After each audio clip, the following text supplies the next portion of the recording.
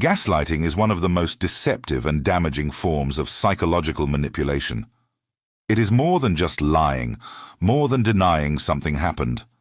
It is a calculated effort to distort reality itself, to make someone question what they saw, what they felt, and what they know to be true. Over time, gaslighting strips away a person's confidence in their own perception of the world. It leaves them dependent on the gaslighter to define what is real and what is not. This is why gaslighting is so powerful and so dangerous, because it doesn't just control behavior, it controls reality. The term comes from the 1938 play and 1944 film Gaslight, where a husband slowly drives his wife to doubt her sanity by dimming the lights in their house and then insisting she is imagining it. Each time she points it out, he denies it happened until she begins to trust him more than she trusts her own senses.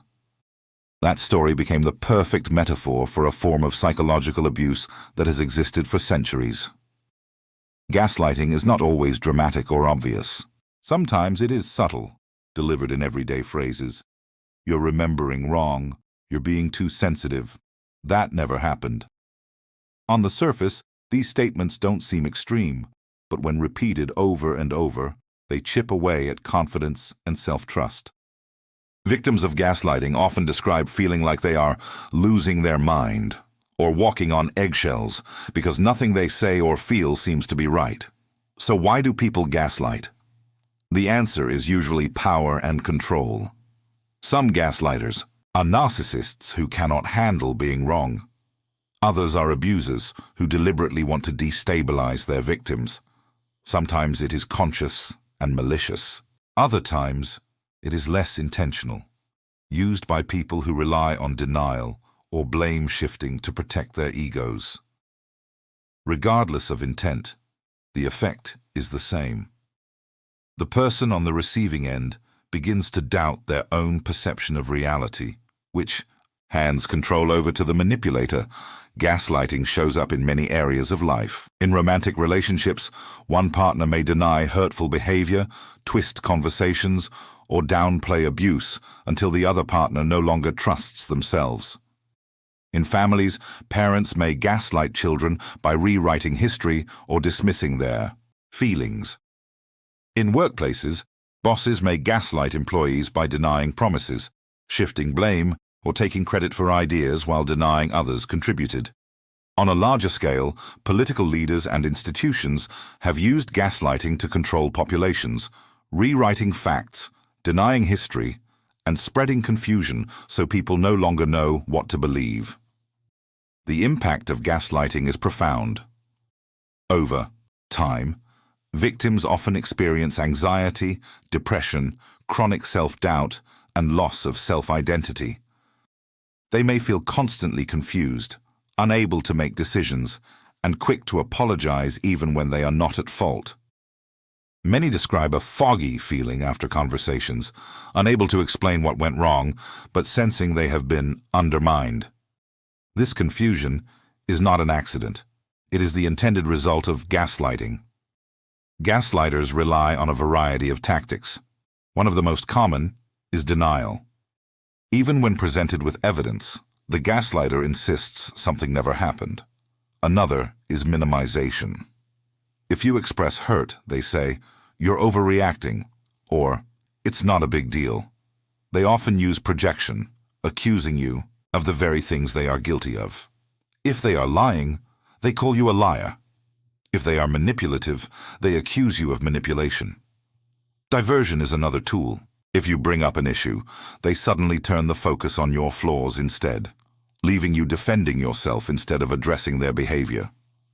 Confusion is perhaps the gaslighter's most powerful weapon. Conversations rarely feel straightforward. You may leave feeling drained, off balance, or questioning your memory.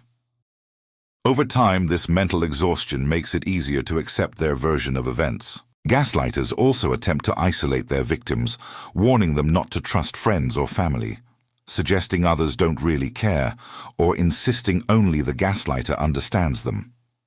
Isolation makes the victim more reliant on the manipulator for validation and truth. The psychology behind gaslighting is connected to cognitive dissonance. When your perception is constantly contradicted by someone you trust, your brain struggles to reconcile the conflict. Eventually, many victims surrender to the gaslighter's version of reality because it feels easier than the constant tension. This is why gaslighting can be so effective and so destructive. Spotting gaslighting requires paying attention to patterns. A single denial is not necessarily gaslighting, but repeated and deliberate patterns are.